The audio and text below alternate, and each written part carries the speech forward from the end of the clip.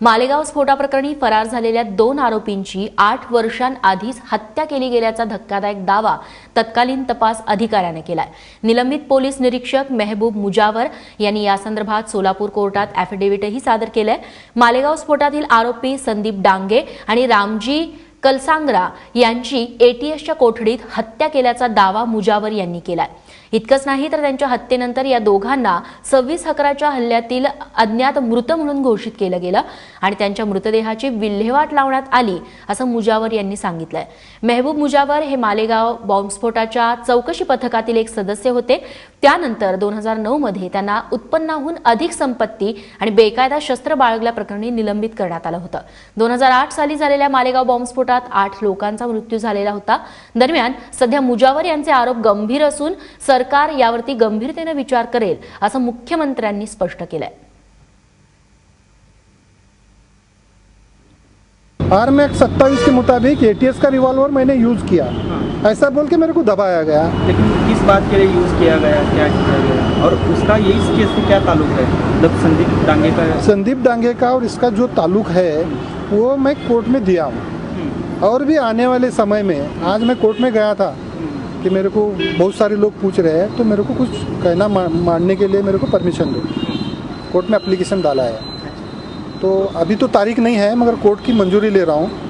लेके आज मंजूरी मिली तो कल मैं वो मेरा जो कहना है, मेरे को जो बोलना है इसमें क्या है क्या नहीं है।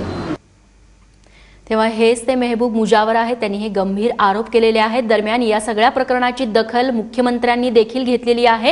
या सगळ्या प्रकरणाचा तपास आहे ते एनआयए देखील करतंय आणि याबद्दलचे अपडेट्स जाणून घेऊयात। गणेश ठाकूर आमचे प्रतिनिधी आपल्यासोबत आहेत। गणेश, यापुढे काय पावलं उचलली जातील मेहबूब मुजावर यांनी इतकं वादग्रस्त वक्तव्य केल्यानंतर?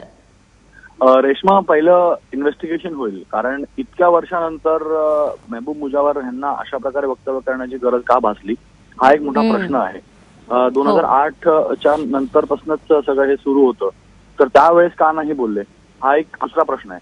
तर ह्या प्रश्नांची उत्तरं शोधण्यासाठी आता महाराष्ट्र सरकारनेही एटीएस आणि जे त्यांची एजन्सी आहे त्यांना मुख्यमंत्र्यांनी स्वतः इन्व्हेस्टिगेशन करण्याचे आदेश दिले। त्याचबरोबर एनआयए जे इन्व्हेस्टिगेशन करताय या बॉम्ब ब्लास्टचं, त्या बॉम्ब ब्लास्टच्या इन्व्हेस्टिगेशनच्या दरम्यान हे सगळं स्टेटमेंट देण्यात दिलं, तर त्याचा तपास आता एनआयए करणार आहे। कारण एनआयएला देखील यांनी ह्याबद्दल आधी माहिती दिली नव्हती, सुद्धा कोर्टात जाऊन ॲफिडेव्हिट सादर करून त्यांनी ही माहिती दिली आहे। तर हे कितपत खरं आहे हेही बघावं लागेल, कारण एनआयए मागील काही वर्षांपासून इन्व्हेस्टिगेशन करतंय आणि इन्व्हेस्टिगेशनच्या मध्ये कधीही संदीप डांगे किंवा रामजी कालसंग्राबद्दल असं झालं असावं असे कोणतेही पुरावे त्यांना नाही मिळालेत। म्हणून आता यांना पुरावे द्यावे लागतील की हे कसं, कोणत्या आधारावर हे बोलतायत आणि या आधारावर ते इन्व्हेस्टिगेशन आता एनआयए करेल। त्याचबरोबर महाराष्ट्र एटीएस जे महाराष्ट्र पोलिसांची युनिट आहे, तर त्यांच्यावर लावण्यात आलेले जे आरोप आहेत ते गंभीर स्वरूपाचे आहेत आणि यासाठीच आता महाराष्ट्राचे मुख्यमंत्री स्वतः याचा दखल घेतात, त्यांच्याकडे ग्रह खातं आहे।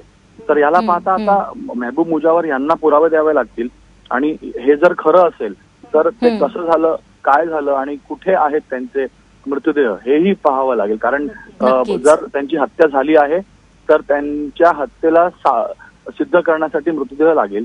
त्या एव्हिडन्स शिवाय हे सांगणं किंवा हे सिद्ध करणं बरोबर नसेल किंवा हे योग्य ठरणार नाही की त्यांची हत्या करण्यात आलेली आहे, एन्काउंटर करण्यात आलेला आहे।